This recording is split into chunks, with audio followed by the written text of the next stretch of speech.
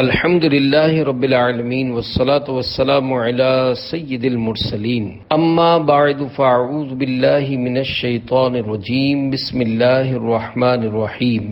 گناہوں کی دوا، یہ مضمون نیکی کی دعوت کے صفحہ 27 تا 49 سے لیا گیا ہے۔ دعائے عطار، یا اللہ جو کوئی رسالہ گناہوں کی دوا کہ 24 صفحات پڑھ یا سن لے، اس کو گناہوں کی بیماری سے شفائے کاملہ عطا فرما، آمین بجاہ النبی الامین صلی اللہ تعالی علیہ وآلہ وسلم۔ مغفرتوں بھرا اجتماع۔ حضرت سیدنا ابو ہریرہ رضی اللہ عنہ سے مروی ہے کہ اللہ پاک کے پیارے نبی صلی اللہ علیہ وآلہ وسلم کا فرمان عظمت نشان ہے، اللہ عز و جل کے کچھ سیاح یعنی سیر کرنے والے فرشتے ہیں، جب وہ محافل ذکر کے پاس سے گزرتے ہیں تو ایک دوسرے سے کہتے ہیں یہاں بیٹھو۔ جب ذاکرین یعنی ذکر کرنے والے دعا مانگتے ہیں تو فرشتے ان کی دعا پر آمین یعنی ایسا ہی ہو کہتے ہیں۔ جب وہ نبی پر درود بھیجتے ہیں تو وہ فرشتے بھی ان کے ساتھ مل کر درود بھیجتے ہیں، حتیٰ کہ وہ منتشر یعنی ادھر ادھر ہو جاتے ہیں۔ پھر فرشتے ایک دوسرے کو کہتے ہیں کہ ان خوش نصیبوں کے لیے خوشخبری ہے کہ وہ مغفرت کے ساتھ واپس جا رہے ہیں۔ مسجد آباد کرنے کے 3 فضائل۔ سبحان اللہ، ذکر و درود کی محفلوں کی بھی کیا بات ہے۔ یاد رہے، سنتوں پر اجتماعات، درس کے مدنی حلقے اور اجتماع ذکر و نعت وغیرہ بھی ذکر ہی کی محفلیں ہیں۔ کس قدر خوش نصیب ہیں وہ مسلمان جو اچھی اچھی نیتوں کے ساتھ اس طرح کے رحمتوں بھرے اجتماعات میں دل لگا کر شرکت فرماتے ہیں اور پھر اللہ عز و جل کی رحمت سے مغفرت یافتہ اٹھتے ہیں۔ البتہ ایسے مغفرت بھرے اجتماعات میں شرکت کی سعادت ہر ایک کو نہیں ملا کرتی، یہ فقط خوش قسمت حضرات ہی کا حصہ ہے۔ عموماً درس و بیان مساجد میں ہوا کرتے ہیں اور مساجد کے اندر ہونے والے مدنی حلقوں میں بیٹھنا چونکہ بہت زیادہ ثواب کا باعث ہوتا ہے، لہذا شیطان مسجد میں دل لگنے ہی نہیں دیتا۔ مسجد بھرو تحریک جاری فرمائیے اور مسجدیں خوب آباد کیجیے اور شیطان کو ناکام و نامراد کیجیے۔ حضرت سیدنا عبد الرحمن بن معقل رضی اللہ عنہ فرماتے ہیں، ہم سے بیان کیا جاتا تھا کہ مسجد شیطان سے بچنے کے لیے ایک مضبوط قلعہ ہے۔ مزید تحریص یعنی حرص دلانے کے لیے مسجد کے فضائل پر مبنی 3 فرامین مصطفیٰ صلی اللہ علیہ وآلہ وسلم پیش کیے جاتے ہیں۔ نمبر 1، بے شک اللہ عز و جل کے گھروں کو آباد کرنے والے ہی اللہ والے ہیں۔ نمبر 2، جو مسجد سے محبت کرتا ہے اللہ عز و جل اسے اپنا محبوب بنا لیتا ہے۔ نمبر 3، جب کوئی بندہ ذکر یا نماز کے لیے مسجد کو ٹھکانہ بنا لیتا ہے تو اللہ عز و جل اس کی طرف رحمت کی نظر فرماتا ہے، جیسا کہ جب کوئی غائب آتا ہے تو اس کے گھر والے اس سے خوش ہوتے ہیں۔ وہ سلامت رہا قیامت میں پڑھ لیے جس نے دل سے 4 سلام، میرے پیارے پہ میرے آقا پر میری جانب سے 1,00,000 بار سلام، میری بگڑی بنانے والے پر بھیج اے میرے کردگار سلام۔ صلو علی الحبیب صلی اللہ علی محمد۔ اللہ عز و جل کسی کا محتاج نہیں۔ پیارے پیارے اسلامی بھائیوں، اللہ عز و جل ہر چیز پر قادر ہے، وہ ہرگز کسی کا محتاج نہیں۔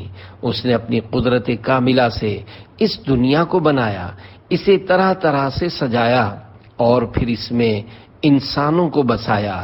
اللہ تعالیٰ نے لوگوں کی ہدایت کے لیے وقتاً فوقتاً رسل و انبیاء علیہم السلام کو مبعوث فرمایا یعنی بھیجا۔ وہ اگر چاہے تو انبیاء کرام علیہم السلام کے بغیر بھی بگڑے ہوئے انسانوں کی اصلاح کر سکتا ہے، لیکن اس کی مشیت یعنی مرضی کچھ اس طرح ہے کہ میرے بندے نیکی کی دعوت دیں، میری راہ میں مشقتیں جھیلیں اور میری بارگاہ عالی سے درجات رفیعہ یعنی بلند درجے حاصل کریں۔ چنانچہ اللہ عز و جل اپنے رسولوں اور نبیوں علیہم السلام کو نیکی کی دعوت کے لیے دنیا میں بھیجتا رہا، اور آخر میں اپنے پیارے حبیب صلی اللہ علیہ وآلہ وسلم کو مبعوث فرمایا، اور آپ صلی اللہ علیہ وآلہ وسلم پر سلسلہ نبوت ختم فرمایا۔ پھر یہ عظیم الشان منصب اپنے پیارے محبوب صلی اللہ علیہ وآلہ وسلم کی پیاری امت کے سپرد کیا کہ خود ہی آپس میں ایک دوسرے کی اصلاح کرتے رہیں اور نیکی کی دعوت کے اس اہم فریضے کو سر انجام دیں۔ یوں رہتی دنیا تک ہر مسلمان اپنی اپنی جگہ مبلغ ہے، خواہ وہ کسی بھی شعبے سے تعلق رکھتا ہو، یعنی وہ عالم ہو یا امام مسجد، پیر ہو یا مرید، تاجر ہو یا ملازم، افسر ہو یا مزدور، حاکم ہو یا محکوم، الغرض جہاں جہاں وہ رہتا ہو، کام کاج کرتا ہو، اپنی صلاحیت کے مطابق اپنے گرد و پیش کے ماحول کو سنتوں کے سانچے میں ڈھالنے کے لیے کوشاں رہے اور نیکی کی دعوت کا مدنی کام جاری رکھے۔ میں مبلغ بنوں سنتوں کا، خوب چرچا کروں سنتوں کا، یا خدا درس دوں سنتوں کا، ہو کرم بہر خاک مدینہ، صلو علی الحبیب صلی اللہ علی محمد۔ قرآن میں نیکی کی دعوت کا حکم خدائے رحمان عز و جل نے اپنے پاک قرآن میں مختلف مقامات پر نیکی کی دعوت کی جانب رغبت دلائی ہے۔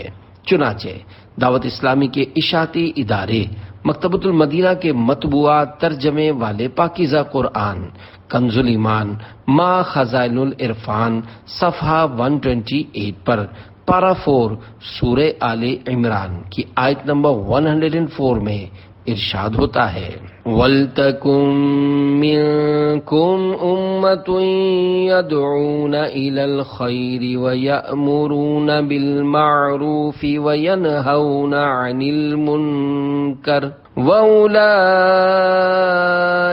هُمُ الْمُفْلِحُونَ۔ ترجمہ کنز الایمان۔ اور تم میں ایک گروہ ایسا ہونا چاہیے کہ بھلائی کی طرف بلائیں اور اچھی بات کا حکم دیں اور بری سے منع کریں، اور یہی لوگ مراد کو پہنچے۔ ہر ایک اپنے اپنے منصب کے مطابق نیکی کی دعوت دے۔ مفسر شہیر حکیم الامت حضرت مفتی احمد یار خان رحمت اللہ علیہ تفسیر نعیمی میں اس آیت کریمہ کے تحت فرماتے ہیں، اے مسلمانوں، تم سب کو ایسا گروہ ہونا چاہیے یا ایسی تنظیم بنو یا ایسی تنظیم بن کر رہو جو تمام ٹیڑے یعنی بگڑے ہوئے لوگوں کو خیر یعنی نیکی کی دعوت دے، کافروں کو ایمان کی، فاسقوں کو تقوی کی، غافلوں کو بیداری کی، جاہلوں کو علم و معرفت کی، خشک مزاجوں کو لذت عشقی، سونے والوں کو بیداری کی، اور اچھی باتوں، اچھے عقیدوں، اچھے عملوں کا زبانی، قلمی، عملی قوت سے، نرمی سے، اور حاکم اپنے محکوم و ماتحت کو گرمی سے حکم دے، اور بری باتوں، برے عقیدے، برے کاموں، برے خیالات سے لوگوں کو اپنے اپنے منصب کے مطابق زبان، دل، عمل، قلم، تلوار سے روکے۔ مزید فرماتے ہیں، ہر مسلمان مبلغ ہے، سارے مسلمان مبلغ ہیں، سب پر ہی فرض ہے کہ لوگوں کو اچھی باتوں کا حکم دیں اور بری باتوں سے روکیں۔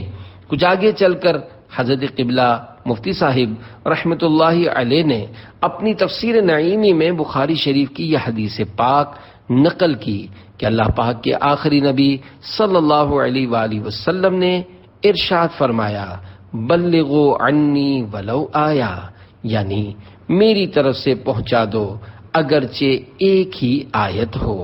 میں نیکی کی دعوت کی دھومیں مچا دوں، ہو توفیق ایسی عطا یا الہی۔ افضل عمل وہ ہے جس کا فائدہ دوسروں کو پہنچے۔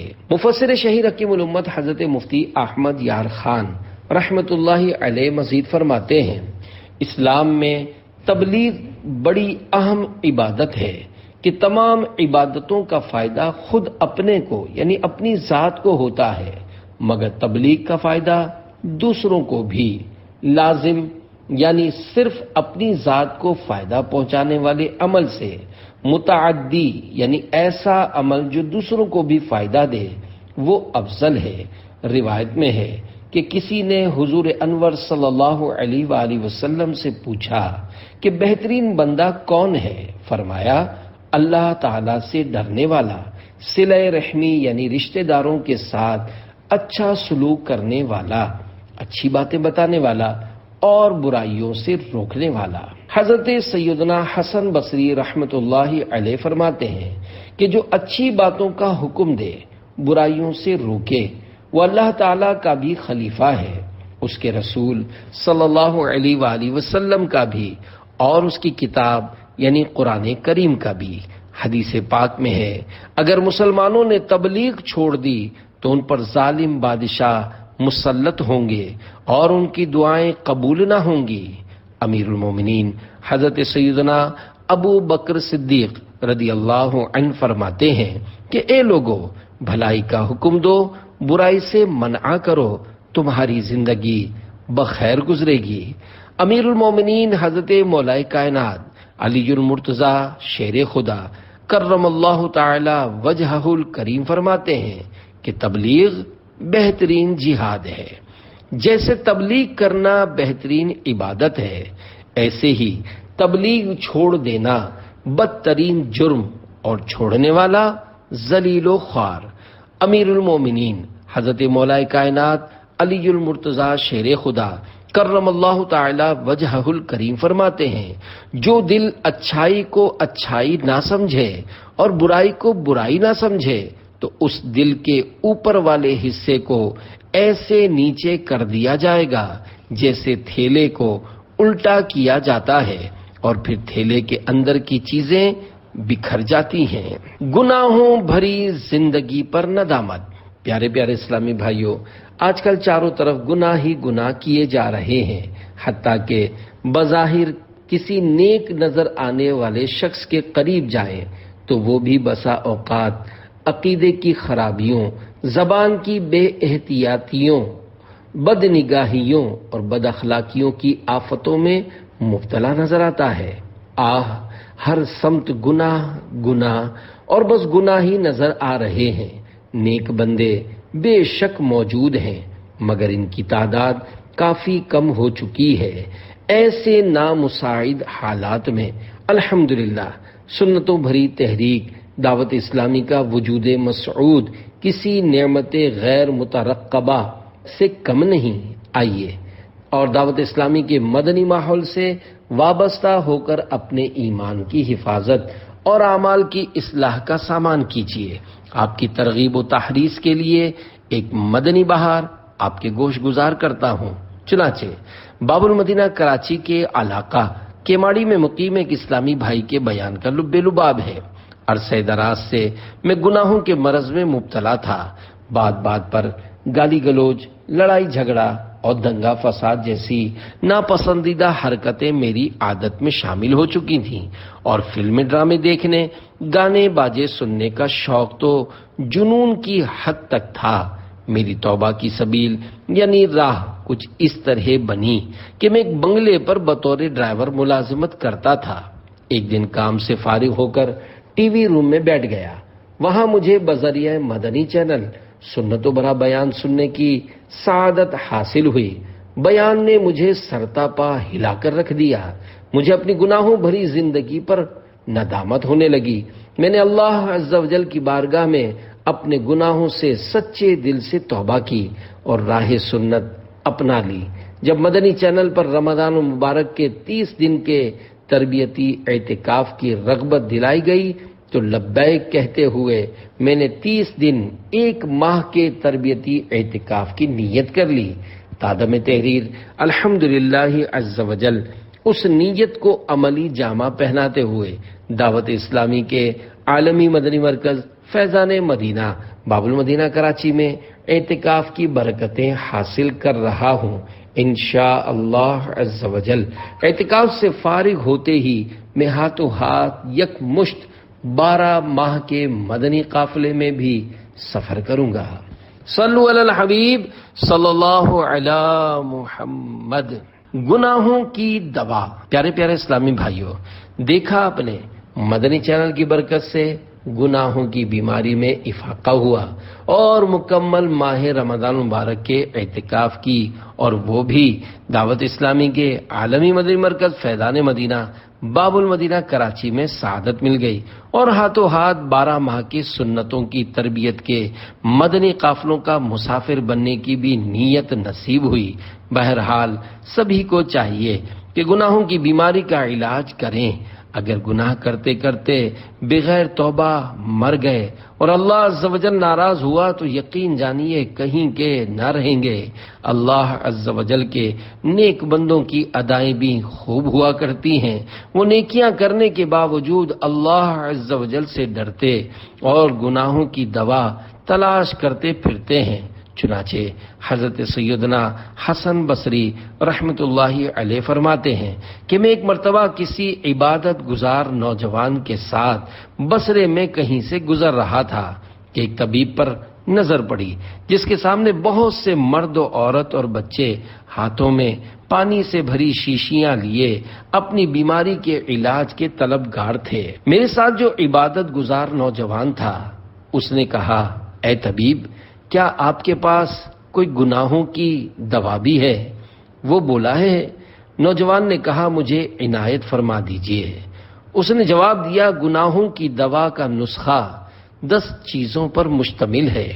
نمبر 1، فقر اور انکساری کے درخت کی جڑیں لو۔ پھر نمبر 2، اس میں توبہ کا حلیلہ یعنی ہڑ نامی دیسی دوا ملا لو۔ پھر نمبر 3، اسے رضائے الہی کی کھرل یعنی دوا کوٹنے کی پتھر کی کنڈی میں ڈالو۔ اور نمبر 4، قناعت کے ہاون دستے سے خوب اچھی طرح پیس لو۔ پھر نمبر 5، اسے تقوی و پرہیزگاری کی دیگ میں ڈال دو۔ نمبر 6، ساتھ ہی اس میں حیا کا پانی بھی لو۔ پھر نمبر 7، اسے محبت الہی کی آگ سے جوش دو۔ نمبر 8، اس کے بعد اسے شکر کے پیالے میں ڈال لو۔ اور نمبر 9، امید و رجا کے پنکھے سے ہوا دو۔ اور پھر نمبر 10، حمد و ثنا کے چمچے سے پی جاؤ۔ اگر تم نے یہ سب کچھ کر لیا تو یاد رکھو کہ یہ نسخہ تمہیں دنیا و آخرت کی ہر بیماری و مصیبت میں نفع پہنچائے گا۔ کب گناہوں سے کنارہ میں کروں گا یا رب، نیک کب اے میرے اللہ بنوں گا یا رب، کب گناہوں کے مرض سے میں شفا پاؤں گا، کب میں بیمار مدینے کا بنوں گا یا رب۔ صلو علی الحبیب صلی اللہ علی محمد۔ کھاؤ پیو اور جان بناؤ۔ پیارے پیارے اسلامی بھائیوں، آج غیر مسلموں کی مذموم تحریکیں دنیا میں ہر جگہ اپنے مذہب کی سالمیت و بقا بلکہ ارتقاء یعنی ترقی کے لیے سرگرم عمل ہیں، مگر افسوس دنیا کی محبت میں مست مسلمان کو دنیا کے دھندوں ہی سے فرصت نہیں۔ افسوس، 100 کروڑ افسوس، اس دور کے مسلمانوں کی اکثریت نے فقط کھاؤ پیو اور جان بناؤ کو ہی گویا مقصد حیات سمجھ رکھا ہے۔ دوسروں کو صلاۃ و سنت کی تلقین کی کس کو پڑی ہے، بلکہ ان کے پاس تو آخرت کی بھلائی پانے کے لیے اتنا وقت بھی نہیں جو اطمینان سے نماز ہی پڑھ سکیں، اور وہ درد بھرا دل بھی کہاں سے لائیں جو سنت کی محبت سے لبریز ہو۔ بس ہر وقت دنیا ہی کی بہتریوں کا تصور ہے۔ دعوت اسلامی کے اشاعتی ادارے مکتبۃ المدینہ کی مطبوعہ 125 صفحات پر مشتمل کتاب شکر کے فضائل صفحہ نمبر 103 پر ہے۔ حضرت سیدنا امام حسن بصری رحمت اللہ علیہ فرماتے ہیں، جو فقط کھانے پینے اور لباس ہی کو اللہ عز و جل کی نعمت سمجھے تو یقیناً اس کا علم کم ہے۔ دیتا ہوں تجھے واسطہ میں پیارے نبی کا، امت کو خدایا رہے سنت پہ چلا دے۔ صلو علی الحبیب صلی اللہ علی محمد۔ دنیا ناپسند ہونے کا پرکیف سبب ہماری حالت یہ ہے کہ دنیا کی محبت دل سے کم ہونے کا نام نہیں لیتی، اور ہر وقت دنیا کی نعمتیں اور آسائشیں بڑھانے ہی کی دھن ہے، جبکہ اللہ عز و جل کے نیک بندے اور حقیقی عاشقان رسول خواہشات دنیا سے محفوظی اور دنیا کی نعمتوں کی کمی پر شکر گزار ہوتے تھے۔ چنانچہ شکر کے فضائل صفحہ نمبر 68 پر دی ہوئی ایک عبرت ناک روایت سنیے اور عبرت سے سر دھنیے۔ حضرت سیدنا مجمع انصاری رحمت اللہ علیہ، ایک بزرگ رحمت اللہ علیہ کے متعلق بیان کرتے ہیں کہ انہوں نے فرمایا، اللہ عز و جل کا مجھے دنیا کی آسائشوں سے بچا لینے کا احسان اس یعنی دنیا کی کشادگی مثلا مال و دولت وغیرہ کی صورت میں ملنے والی نعمت سے افضل ہے، کیونکہ اللہ عز و جل نے اپنے پیارے نبی صلی اللہ علیہ وآلہ وسلم کے لیے دنیا کو پسند نہیں فرمایا، اس لیے مجھے وہ نعمتیں جو اللہ عز و جل نے اپنے نبی صلی اللہ علیہ وآلہ وسلم کے لیے پسند فرمائیں ان نعمتوں سے زیادہ پیاری ہیں جو اس نے اپنے نبی صلی اللہ علیہ وآلہ وسلم کے لیے ناپسند فرمائیں۔ دنیا کے مال و دولت کی کثرت اور اس کی خوب آسائشیں ہونا بے شک نعمت ہے، مگر ان چیزوں سے بچ کر رہنا یہ بڑی نعمت ہے۔ پیچھا میرا دنیا کی محبت سے چھڑا دے، یا رب مجھے دیوانہ محمد کا بنا دے۔ صلو علی الحبیب صلی اللہ علی محمد۔ اسلام کا صرف نام رہ جائے گا۔ پیارے پیارے اسلامی بھائیوں، واقعی حالات بد سے بدتر ہوتے جا رہے ہیں۔ ایسا لگتا ہے کہ اب اسلام کا تو صرف نام ہی نام رہ گیا ہے۔ 100 کروڑ افسوس، مسلمانوں کا انداز زندگی زیادہ تر غیر مسلموں والا ہو چکا ہے۔ نہایت توجہ سے یہ روایت سماعت فرمائیے اور دل جلائیے، بلکہ ہو سکے تو آنسو بہائیے۔ چنانچہ حضرت مولا کائنات علی المرتضیٰ شیر خدا کرم اللہ تعالی وجہہ الکریم سے روایت ہے، اللہ پاک کے سچے نبی صلی اللہ علیہ وآلہ وسلم کا فرمانے غیب نشان ہے، ان قریب لوگوں پر وہ وقت آئے گا جب اسلام کا صرف نام اور قرآن کا صرف رسم و رواج ہی رہ جائے گا۔ ان کی مسجدیں آباد ہوں گی مگر ہدایت سے خالی، ان کے علماء آسمان کے نیچے بدترین خلق ہوں گے، ان سے فتنہ نکلے گا اور انہی میں لوٹ جائے گا، صرف نام کے مسلمان رہ جائیں گے۔ مفسر شہیر حکیم الامت حضرت مفتی احمد یار خان رحمت اللہ علیہ اس حدیث پاک کے تحت فرماتے ہیں، اسلام کا صرف نام ہی رہ جائے گا، یعنی وہ اس طرح کہ مسلمانوں کے نام اسلامی ہوں گے اور اپنے آپ کو مسلمان بھی کہتے ہوں گے، مگر رنگ ڈھنگ سب کافروں کے سے ہوں گے، جیسا کہ آج کل دیکھا جا رہا ہے۔ یا ارکان اسلام کے نام و شکل تو باقی رہیں گے مگر مقصود فوت ہو جائے گا۔ مثلا نماز کا ڈھانچہ ہوگا، خشوع خضوع نہیں ہوگا، زکوٰۃ دیں گے مگر قوم پروری ختم ہو جائے گی، حج کریں گے مگر صرف سیر و تفریح کے لیے، جہاد ہوگا مگر صرف ملک گیری یعنی حکومت و سلطنت کے حصول کے لیے۔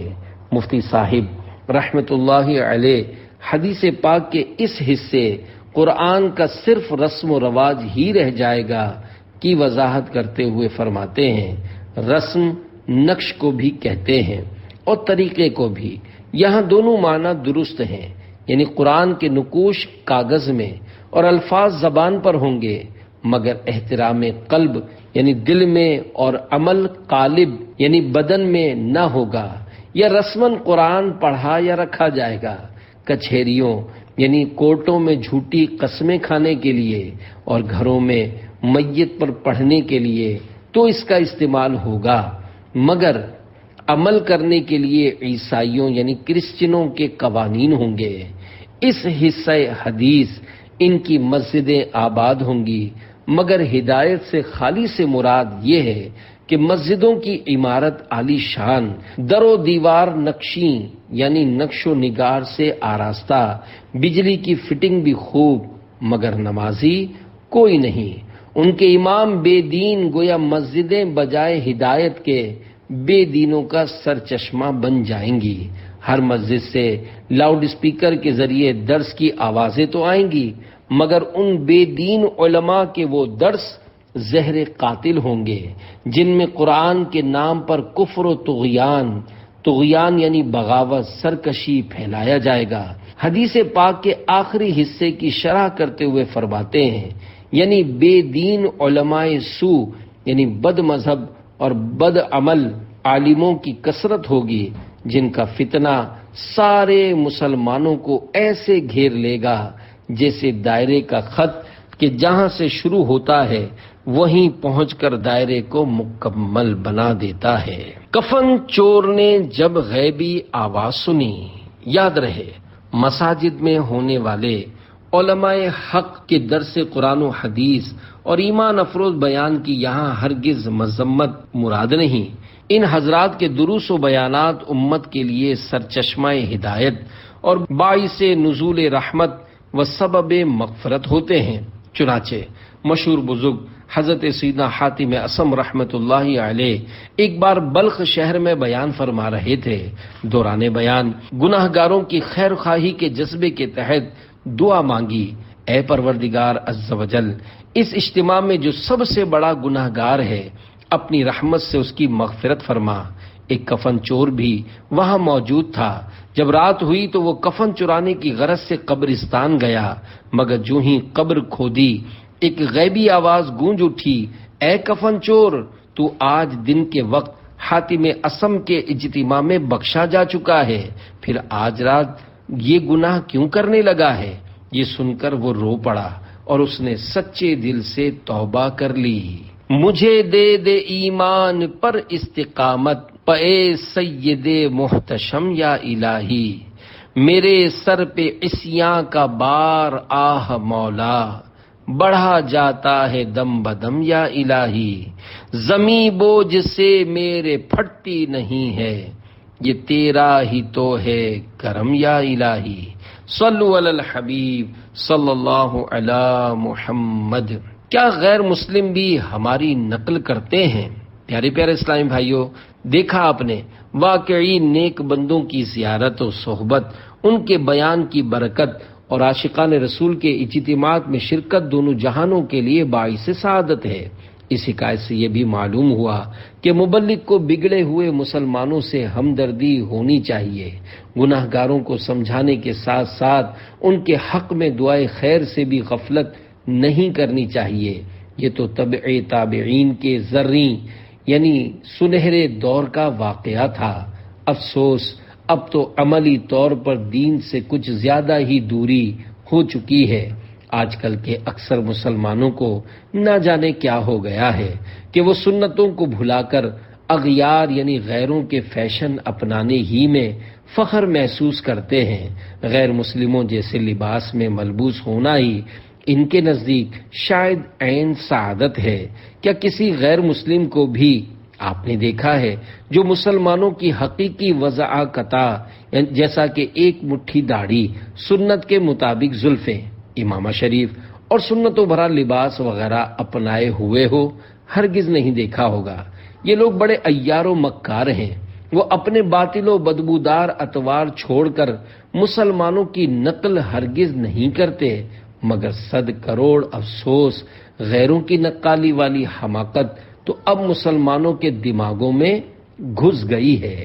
اے میرے غفلت کی نیند سونے والے اسلامی بھائیوں، خدارا ہوش کیجیے، اس سے پہلے کہ موت کا فرشتہ آپ کا رشتہ حیات اس دنیا سے ہمیشہ ہمیشہ کے لیے منقطع کر دے، یعنی کاٹ کر رکھ دے، جاگ اٹھیے اور دوسرے اسلامی بھائیوں کو بھی بیدار کیجیے، ورنہ یاد رکھیے نہ سمجھو گے تو مٹ جاؤ گے، سن لو اے مسلمانوں، تمہاری داستاں تک بھی نہ ہوگی داستانوں میں۔ صلو علی الحبیب صلی اللہ علی محمد۔ ناکام عاشق۔ پیارے پیارے اسلامی بھائیوں، مسلمانوں کے حالات آج ناگفتہ بے ہیں۔ گناہوں کا زوردار سیلاب جسے دیکھو بہائے لیے جا رہا ہے۔ ایسے میں عاشقان رسول کی مدنی تحریک، دعوت اسلامی کا مدنی ماحول کسی نعمت عظمیٰ سے کم نہیں۔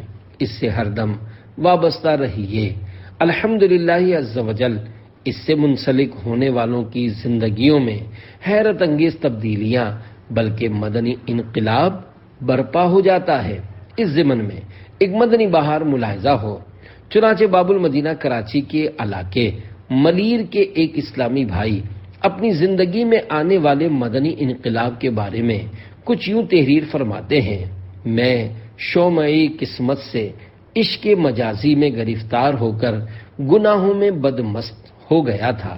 ایک روز مجھے خبر ملی کہ گھر والوں نے اس کی شادی کہیں اور کر دی ہے۔ اس وقوع یعنی صدمے کے بعد میری زندگی اجیرن یعنی دشوار ہو کر رہ گئی۔ بالآخر میرا بھی انجام وہی ہوا جو عشق مجازی میں شیطان کے ہاتھوں کھلونا بننے والے سینکڑوں ناکام و نامراد عاشقوں کا ہوا کرتا ہے۔ چنانچہ بیزار ہو کر میں نے چرس، افیون، شراب، ہیروئن اور نشہ آور انجیکشن جیسی مہلک منشیات کا عادی بن گیا۔ اپنے فاسد گمان میں قلبی سکون پانے کی خاطر شاید ہی کوئی نشہ ہو جو میں نے نہ کیا ہو۔ زندگی سے اس قدر تنگ آ چکا تھا کہ معاذ اللہ عز وجل کئی بار تو خودکشی کی بھی ناکام کوشش کی۔ خود کو ختم کرنے کی خاطر ڈیٹول، پیٹرول اور تیزاب تک پیا، لیکن سانسوں کی گنتی ابھی تک پوری نہ ہوئی تھی۔ رب العالمین عز وجل کی بے نیازی پر قربان جاؤں کہ اتنی نافرمانیوں کے باوجود اس نے مجھ پر باب رحمت بند نہ کیا۔ سبب کرم کچھ یوں ہوا کہ میری ملاقات دعوت اسلامی کے مہکے مہکے مشکبار مدنی ماحول سے وابستہ ایک عاشق رسول سے ہو گئی۔ ان کے میٹھے بول سن کر میرے دل میں اثر نو جینے کی امنگ جاگ اٹھی۔ ان کی انفرادی کوشش کی برکت سے 29 شعبان المعظم 1427 ہجری بمطابق 2006 سن عیسوی کو مجھے دعوت اسلامی کے عالمی مدنی مرکز فیضان مدینہ کی روحانیت سے بھرپور فضاؤں میں آنے کی سعادت حاصل ہوئی۔ یہاں ہر سو سبز سبز امامے والے عاشقان رسول کو دیکھ کر میرا ایمان تازہ ہو گیا اور ہاتھوں ہاتھ 1427 سن ہجری کے ماہ رمضان مبارک کے 30 روزہ ایک ماہ کے اجتماعی اعتکاف میں بیٹھ گیا۔ الحمدللہ عز وجل مجھ گناہگار کو بھی رمضان مبارک کے روزے رکھنے کی سعادت حاصل ہوئی۔ مدنی ماحول کی برکت سے میرے سر سے عشق مجازی کا بھوت اتر گیا۔ دل سے برے خیالات جاتے رہے۔ میں نے چہرے پر داڑھی، سر پر سبز سبز امامہ شریف اور بدن پر سنت کے مطابق مدنی لباس سجا لیا اور الحمدللہ عز وجل 5 وقتہ نماز کا پابند بن گیا۔ اور تادم تحریر مجھے اپنی اور ساری دنیا کے لوگوں کی اصلاح کی کوشش کرنی ہے کہ مقدس جذبے کے تحت مدنی کاموں کے لیے کوشاں ہوں۔ عطائے حبیب خدا مدنی ماحول ہے، فیضان غوث و رضا مدنی ماحول، بفیضان احمد رضا انشاءاللہ یہ پھولے پھلے گا سدا مدنی ماحول۔ صلو علی الحبیب صلی اللہ علی محمد۔ غیر شرعی عشق مجازی کی تباہ کاریاں۔ پیارے پیارے اسلامی بھائیوں، دیکھا آپ نے عشق مجازی کی آگ میں سلگنے والا عاشق ناشاد ایک عاشق رسول کی انفرادی کوشش کے نتیجے میں دعوت اسلامی کے مدنی ماحول میں آ کر عشق رسول کا جام پینے میں کامیاب ہو گیا۔ بس اس پر اللہ عز و جل کا کرم ہو گیا، ورنہ عشق مجازی کا ایسا عجیب و غریب معاملہ ہے کہ عموماً جو ایک بار اس کی لپیٹ میں آ گیا اس کا بچ نکلنا دشوار ہوتا ہے۔ آج کل عشق مجازی کی خوب ہوا چل رہی ہے۔ اس کی سب سے بڑی وجہ اکثر مسلمانوں میں اسلامی معلومات کی کمی اور دینی ماحول سے دوری ہے۔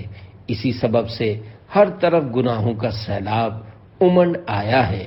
ٹی وی، وی سی آر اور انٹرنیٹ وغیرہ میں عشقیہ فلموں اور فسقیہ ڈراموں کو دیکھ کر یا عشق بازیوں کی مبالغہ آمیز اخباری خبروں، نیز ناولوں، بازاری ماہناموں، ڈائجسٹوں میں فرضی عشقیہ افسانوں کو پڑھ کر یا کالجوں اور یونیورسٹیوں کی مخلوط یعنی جہاں لڑکا لڑکی ساتھ ہوں ایسی کلاسوں میں بیٹھ کر یا نامحرم رشتہ داروں کے ساتھ خلط ملط ہو کر آپس میں بے تکلفی کی دلدل کے اندر اتر کر اکثر نوجوانوں کو کسی نہ کسی سے عشق ہو جاتا ہے۔ پہلے یک طرفہ ہوتا ہے، پھر جب فریق اول فریق ثانی کو مطلع کرتا ہے تو بعض اوقات دو طرفہ ہو جاتا ہے اور پھر عموماً گناہ و عصیان کا طوفان کھڑا ہو جاتا ہے۔ فون پر جی بھر کر بے شرمانہ بات بلکہ بے حجابانہ ملاقات کے سلسلے ہوتے ہیں، مکتوبات و سوغات کے تبادلے ہوتے ہیں، شادی کے خفیہ قول و قرار ہو جاتے ہیں۔ اگر گھر والے دیوار بنے تو بسا اوقات دونوں فرار ہو جاتے ہیں۔ بعدہ یعنی اس کے بعد اخبار میں ان کے اشتہار چھپتے ہیں، خاندان کی آبرو کا سرے بازار نیلام ہوتا ہے۔ کبھی کورٹ میرج کی ترکیب بنتی ہے تو معاذ اللہ کبھی یوں ہی بغیر نکاح کے، اور ایسے بے رحموں کے ناجائز بچوں کی لاشیں کچرا کنڈیوں میں ملتی ہیں۔ نیز ایسا بھی ہوتا رہتا ہے کہ بھاگتے نہیں بنتی تو خودکشی کی راہ لی جاتی ہے، جس کی خبریں آئے دن اخبارات میں چھپتی رہتی ہیں۔ یوسف علیہ السلام کا دامن عشق مجازی سے پاک ہے۔ پیارے پیارے اسلامی بھائیوں، آج کل اسلامی معلومات کی کمی کا دور دورہ ہے، جہالت ڈیرا ڈال کر پڑی ہے۔ بعض عاشقان ناشاد اپنی گندی عشق بازیوں پر پردہ ڈالنے کے لیے یہاں تک کہتے سنائی دیتے ہیں کہ حضرت سیدنا یوسف علیہ نبینا علیہ الصلوۃ والسلام نے بھی زلیخا سے عشق کیا تھا۔ معاذ اللہ عز وجل، ایسا ہرگز نہیں۔ یقیناً اس طرح بکنے والے عاشقان نادان سخت خطا پر ہیں۔ اپنے نفس کی شرارتوں کے معاملے میں شیطان کی باتوں میں آ کر بے سوچے سمجھے کسی بھی نبی علیہ السلام کے بارے میں زبان کھولنا ایمان کے لیے انتہائی خطرناک ہوتا ہے۔ یاد رکھیے، نبی علیہ الصلوۃ والسلام کی ادنا گستاخی بھی کفر ہے۔ حضرت سیدنا یوسف علیہ نبینا علیہ الصلوۃ والسلام اللہ عز وجل کے نبی ہیں، اور ہر نبی معصوم، نبی سے ہرگز کوئی مذموم حرکت صادر نہیں ہو سکتی۔ چنانچہ دعوت اسلامی کے اشاعتی ادارے مکتبۃ المدینہ کے مطبوعہ ترجمے والے پاکیزہ قرآن کنز الایمان مع خزائن العرفان صفحہ 445 پر پارہ 12 سورہ یوسف کی آیت نمبر 24 میں اللہ تبارک و تعالی ارشاد فرماتا ہے، وَلَقَدْ هَمَّتْ بِهِ وَهَمَّ بِهَا لَوْلَا أَن رَّأَىٰ بُرْهَانَ رَبِّهِ۔ ترجمہ کنز الایمان۔ اور بے شک عورت نے اس کا ارادہ کیا، اور وہ بھی عورت کا ارادہ کرتا اگر اپنے رب کی دلیل نہ دیکھ لیتا۔ صدر الافاضل حضرت علامہ مولانا سید محمد نعیم الدین مراد آبادی رحمۃ اللہ علیہ فرماتے ہیں، اللہ تعالیٰ نے انبیاء علیہ الصلوۃ والسلام کے نفوس طاہرہ کو اخلاق ذمیمہ و افعال رذیلہ یعنی مذموم اخلاق اور ذلیل کاموں سے پاک پیدا کیا ہے، اور اخلاق شریفہ طاہرہ مقدسہ پر ان کی خلقت یعنی پیدائش فرمائی ہے۔ اس لیے وہ ہر ناکردنی یعنی ہر برے فعل سے باز رہتے ہیں۔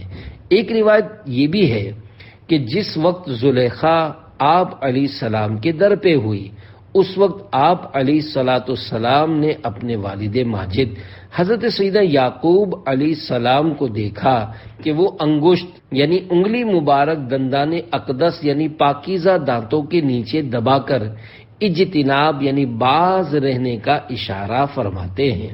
حقیقت یہی ہے کہ عشق صرف زلیخا کی طرف سے تھا۔ حضرت سیدنا یوسف علیہ نبینا علیہ الصلاۃ والسلام کا دامن اس سے قطعاً یقیناً پاک تھا۔ پارہ 12 سورہ یوسف آیت نمبر 30 میں شرفائے مصر کی بعض عورتوں کا قول اس طرح نقل کیا گیا ہے۔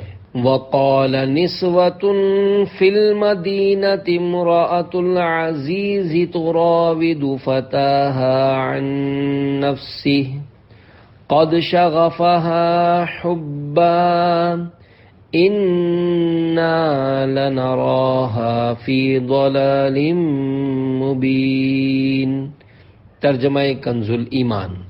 اور شہر میں کچھ عورتیں بولیں کہ عزیز کی بیوی اپنے نوجوان کا دل لبھاتی ہے، بے شک ان کی محبت اس کے دل میں پیر گئی ہے، ہم تو اسے صریح خود رفتہ پاتے ہیں۔ حجت الاسلام حضرت سیدنا امام ابو حامد محمد بن محمد غزالی رحمۃ اللہ علیہ فرماتے ہیں، زلیخا کو رغبت تھی مگر حضرت سیدنا یوسف علیہ نبینا علیہ الصلاۃ والسلام طاقت و قدرت رکھنے کے باوجود اس یعنی زلیخا کی طرف رغبت سے باز رہے۔ اللہ عز و جل نے قرآن کریم میں آپ علیہ نبینا علیہ الصلاۃ والسلام کے باز رہنے کے عمل کو خوب سراہا۔ عاشقان نادان کا رد ہو گیا، اس سے اظہر من الشمس و ابین من الامس یعنی سورج سے زیادہ روشن اور روز گزشتہ سے زیادہ قابل یقین ہو گیا کہ آج کل کے جو عاشقان نادان اپنے گناہوں بھرے سڑے ہوئے بدبودار عشق کو درست ثابت کرنے کے لیے معاذ اللہ عز و جل حضرت سیدنا یوسف علیہ نبینا علیہ الصلاۃ والسلام اور زلیخا کے واقعے کو آڑ بناتے ہیں۔ یہ حکم قرآنی کے سراسر خلاف اور کئی صورتوں میں سیدھا کفر تک لے جانے والا ہے۔ سورہ یوسف میں صرف زلیخا کی طرف سے عشق کا تذکرہ ہے، مگر کہیں بھی کوئی اشارہ تک نہیں ملتا کہ معاذ اللہ عز و جل حضرت سیدنا یوسف علیہ نبینا علیہ الصلاۃ والسلام بھی اس کے عشق میں شریک تھے۔ لہذا جو لوگ حضرت سیدنا یوسف علیہ نبینا علیہ الصلاۃ والسلام کو بھی عشق میں شریک ٹھہراتے ہیں وہ اس سے توبہ اور تجدید ایمان کریں، یعنی توبہ کر کے نئے سرے سے مسلمان ہوں۔ اللہ عز و جل کے نبی علیہ السلام کی شان بہت عظیم ہوتی ہے اور وہ گناہوں سے معصوم ہوتے ہیں۔ یا اللہ عز و جل ہمیں اپنی حقیقی محبت اور اپنے پیارے حبیب صلی اللہ علیہ وآلہ وسلم کی سچی پکی الفت نصیب فرما۔ یا اللہ عز و جل دنیا کی چاہت ہمارے دل سے نکال دے۔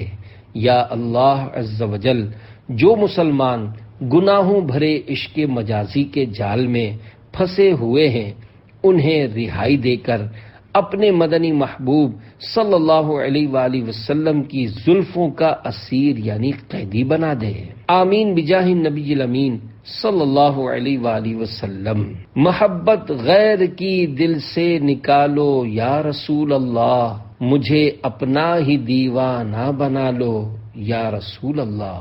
عشق مجازی کے متعلق دلچسپ معلومات کے لیے دعوت اسلامی کے اشاعتی ادارے مکتبۃ المدینہ کی مطبوعہ کتاب پردے کے بارے میں سوال جواب صفحہ 318 تا 356 کا مطالعہ فرمائیے۔ امام اوزاعی کا رقت انگیز بیان۔ پیارے پیارے اسلامی بھائیوں، آئیے مشہور محدث حضرت سیدنا امام اوزاعی رحمت اللہ علیہ کا نیکی کی دعوت پر مشتمل غافلوں کو جھنجھوڑ کر بیدار کرنے والا پرسوز اور عبرت انگیز بیان سنتے ہیں۔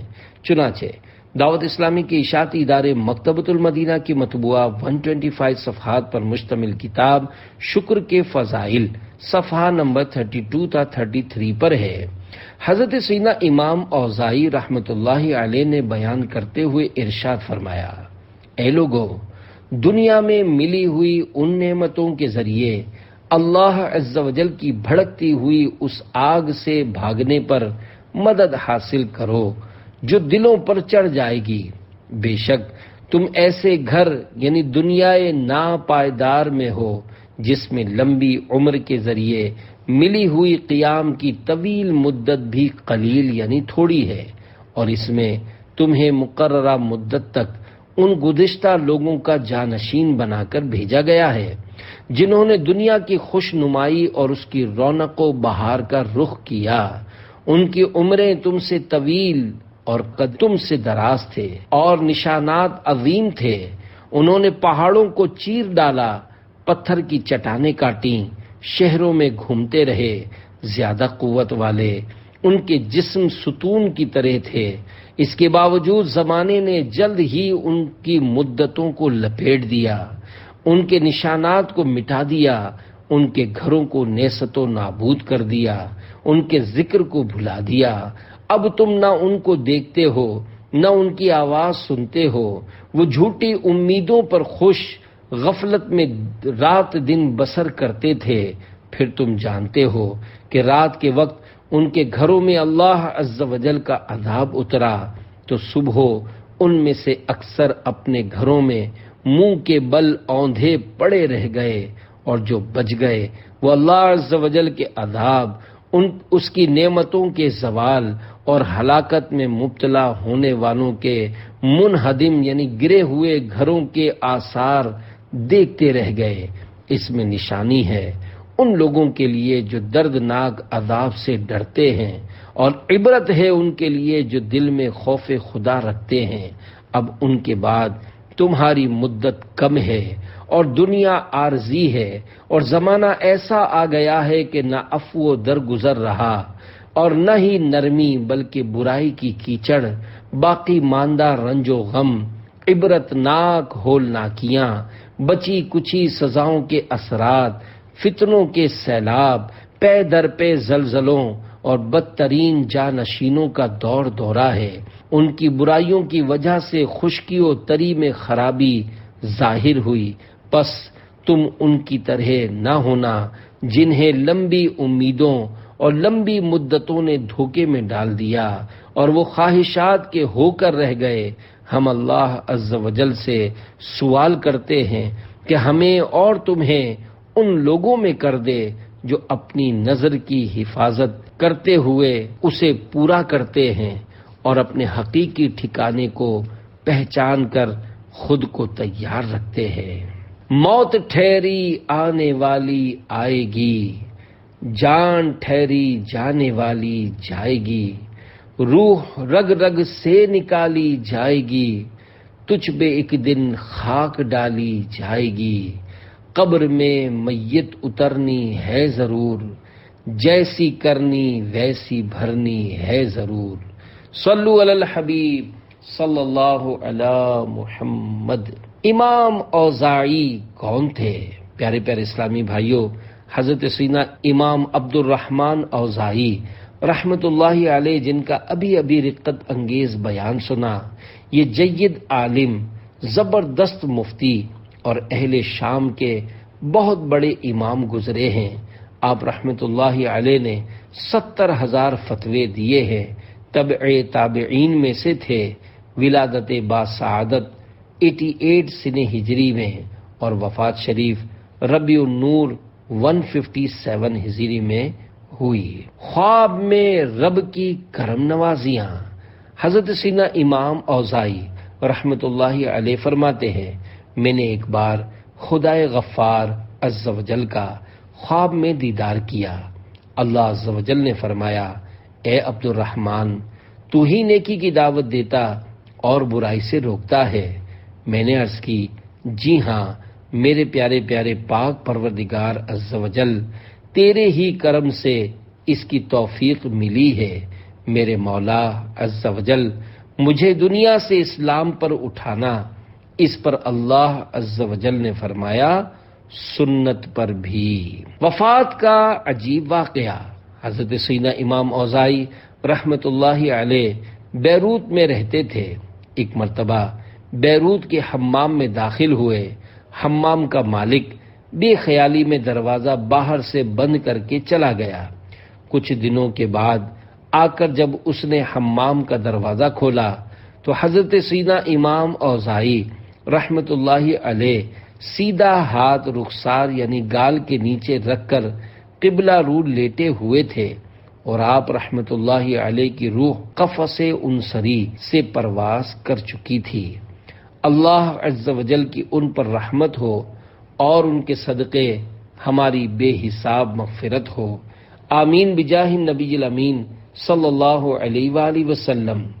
سرکار مدینہ کی سنت پہ جو چلتے ہیں، اللہ کے وہ بندے زندہ ہیں مزاروں میں۔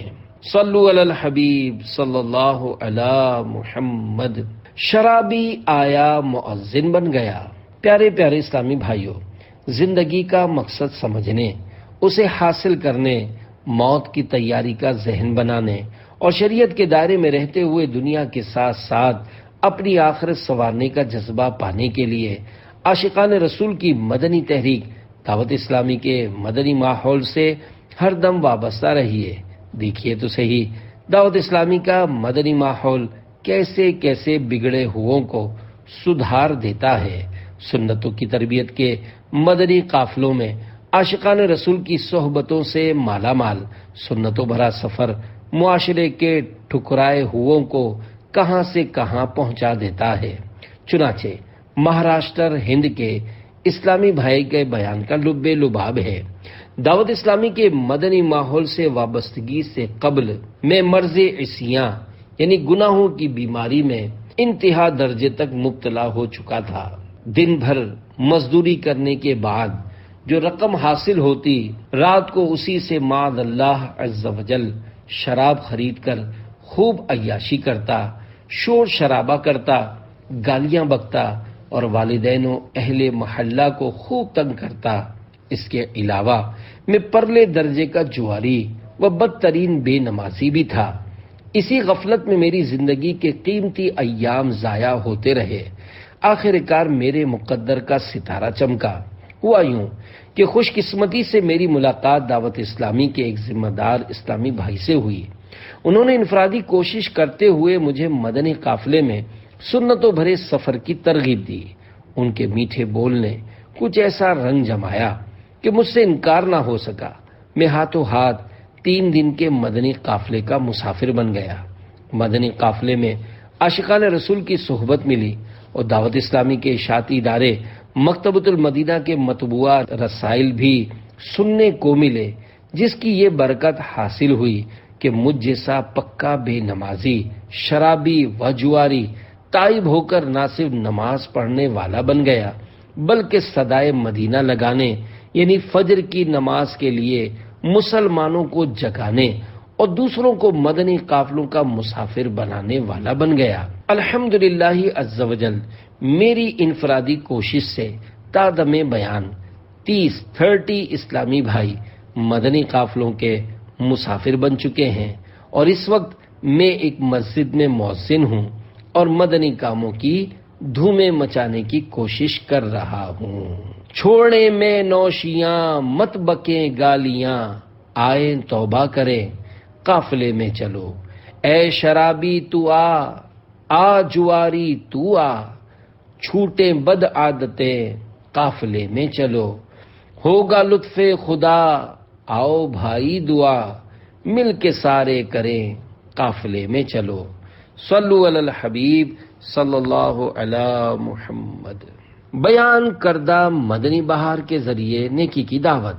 پیارے پیارے اسلامی بھائیوں، دیکھا آپ نے بے نمازی، شرابی، جواری، ماں باپ کا دل دکھانے والا اور پڑوسیوں کو ستانے، گالی گلوچ کرنے والا الڑ نوجوان مبلغ دعوت اسلامی کی انفرادی کوشش کے نتیجے میں مدنی قافلے کا مسافر بنا۔ وہاں عاشقان رسول کی صحبتوں میں سنتوں بھرے مدنی رسائل سننے اور تائب ہو کر سنتوں کے مدنی پھول لٹانے والا، صدائے مدینہ لگانے والا، مسجد میں اذانیں دے کر نمازوں کے لیے بلانے والا بنا اور مدنی قافلوں کا مسافر بن کر دوسروں کو بنانے والا بن گیا۔ اے عاشقان رسول، یاد رکھیے، نماز ہر عاقل بالغ مسلمان مرد و عورت پر فرض ہے۔ نماز ادا کرنے والا جنت کا مستحق ہے، جبکہ بلا عذر ایک وقت کی نماز بھی جو قضا کرنے والا ہے وہ ہزاروں سال عذاب نار کا حقدار ہے۔ شرابی و جواری کی دونوں جہانوں میں ذلت و خواری اور دوزخ کی خوفناک سزاؤں کی حقداری ہے۔ ماں باپ کو برا بھلا کہنے والوں کو سرکار مدینہ صلی اللہ علیہ وآلہ وسلم نے شب معراج اس حال میں ملاحظہ فرمایا کہ وہ آگ کی شاخوں سے لٹکے ہوئے تھے۔ پڑوسی کے بہت سارے حقوق ہیں۔ فرمان مصطفیٰ صلی اللہ علیہ وآلہ وسلم ہے، وہ جنت میں نہیں جائے گا جس کا پڑوسی اس کی آفتوں سے امن میں نہیں ہے۔ کسی مسلمان کو گالی نکالنا حرام و جہنم میں لے جانے والا کام ہے۔ الحمدللہ رب العالمین والصلاة والسلام علی سید المرسلین، اما بعد فاعوذ باللہ من الشیطان الرجیم، بسم اللہ الرحمن الرحیم۔ رمضان میں گناہ کرنے والے کی قبر کا بھیانک منظر، از شیخ طریقت امیر اہل سنت بانی دعوت اسلامی حضرت علامہ مولانا ابو بلال محمد الیاس عطار قادری رضوی دامت برکاتہم العالیہ۔ ایک بار امیر المومنین حضرت مولائے کائنات علی المرتضیٰ شیر خدا کرم اللہ تعالی وجہہ الکریم زیارت قبور کے لیے کوفہ کے قبرستان تشریف لے گئے۔ وہاں ایک تازہ قبر پر نظر پڑی۔ آپ کرم اللہ تعالی وجہہ الکریم کو اس کے حالات معلوم کرنے کی خواہش ہوئی، چنانچہ بارگاہ خداوندی عز و جل میں عرض گزار ہوئے، یا اللہ عز و جل، اس میت کے حالات مجھ پر منکشف یعنی ظاہر فرما۔ اللہ عز و جل کی بارگاہ میں آپ کی التجا فوراً مسموع ہوئی یعنی سنی گئی، اور دیکھتے ہی دیکھتے آپ کے اور اس مردے کے درمیان جتنے پردے حائل تھے تمام اٹھا دیے گئے۔ اب ایک قبر کا بھیانک منظر آپ کے سامنے تھا۔ کیا دیکھتے ہیں کہ مردہ آگ کی لپیٹ میں ہے اور وہ رو رو کر آپ کرم اللہ تعالی وجہہ الکریم سے اس طرح فریاد کر رہا ہے، یا علی انا غریق فی النار وحریق فی النار، یعنی یا علی میں آگ میں ڈوبا ہوا ہوں اور آگ میں جل رہا ہوں۔ قبر کے دہشت ناک منظر اور مردے کی دردناک پکار نے حیدر کرار کرم اللہ تعالی وجہہ الکریم کو بے قرار کر دیا۔ آپ کرم اللہ تعالی وجہہ الکریم نے اپنے رحمت والے پروردگار عز و جل کے دربار میں ہاتھ اٹھا دیے اور نہایت ہی عاجزی کے ساتھ اس میت کی بخشش کے لیے درخواست پیش کی۔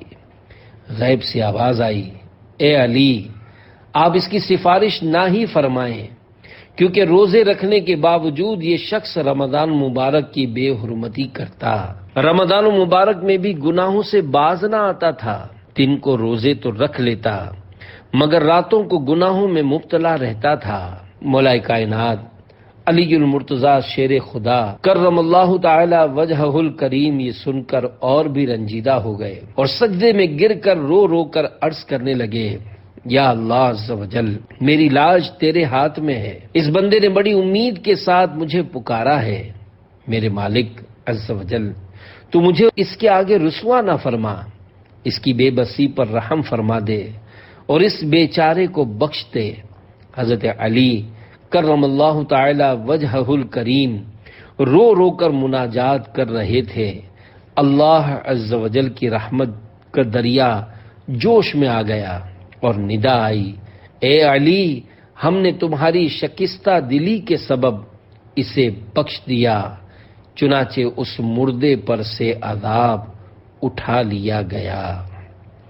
کیوں نہ مشکل کشا کہوں تم کو، تم نے بگڑی میری بنائی ہے۔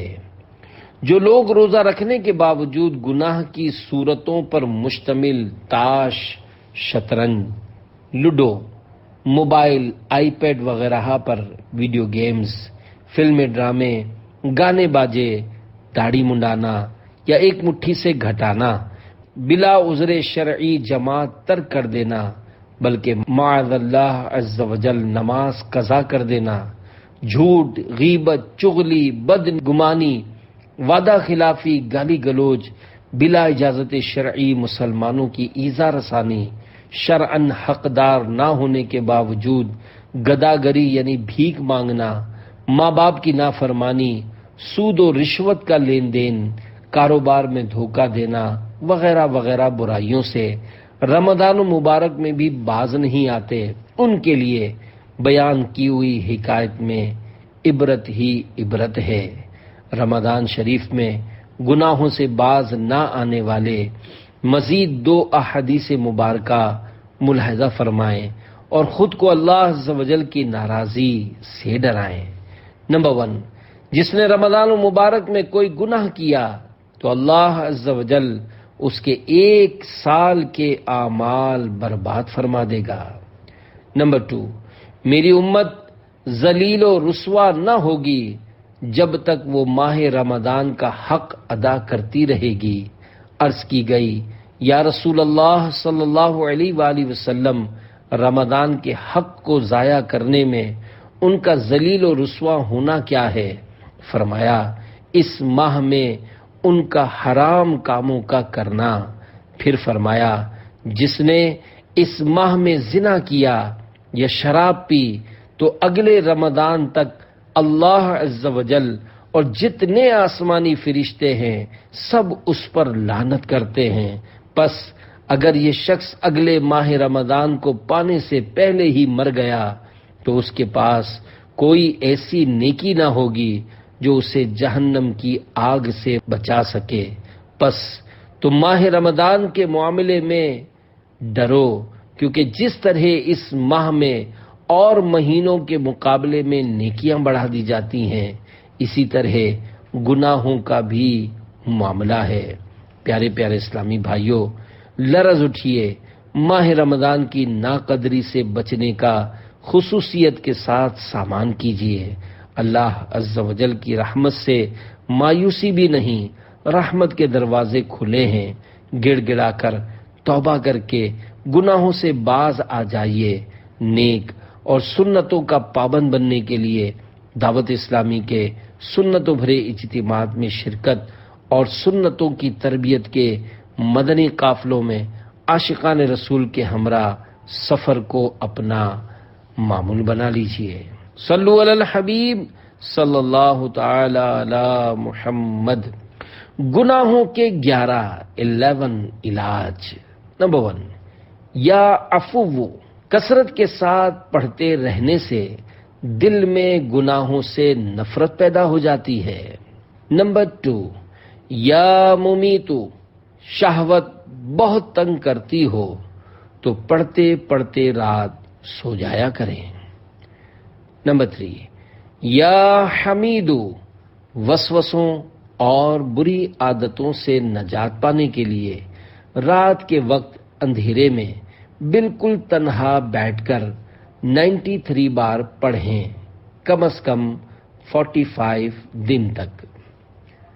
نمبر 4، یا محصی، سوتے وقت سینے پر ہاتھ رکھ کر 7 بار پڑھ لیا کریں، انشاءاللہ عز و جل عبادت میں دل لگے گا۔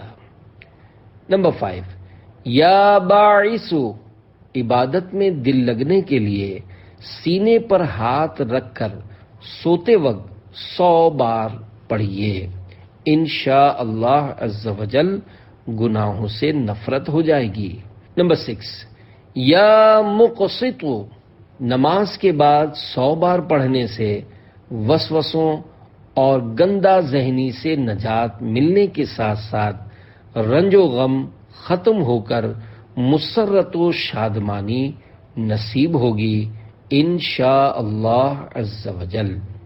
نمبر 7، یا قہارو، چلتے پھرتے ورد کرتے رہنے سے دنیا کی محبت دور ہوتی ہے اور اللہ و رسول عز و جل و صلی اللہ علیہ وآلہ وسلم کی محبت پیدا ہوتی ہے۔ نمبر 8، اعوذ باللہ من الشیطان الرجیم، شیطان سے محفوظ رہنے کے لیے روزانہ 10 بار پڑھیے۔ نمبر 9، یا متینو، اولاد اگر فسق و فجور میں مبتلا ہو گئی ہو تو 10 بار روزانہ پڑھ کر ان پر دم کر دیا کریں۔ نمبر 10، یا ممیتو، بلا حساب جنت میں داخلے کے لیے ہر نماز کے بعد سینے پر ہاتھ رکھ کر 7 بار پڑھ کر سینے پر دم کریں۔ انشاء اللہ عز وجل بری عادتیں بھی چھٹیں گی اور عبادت میں دل لگے گا۔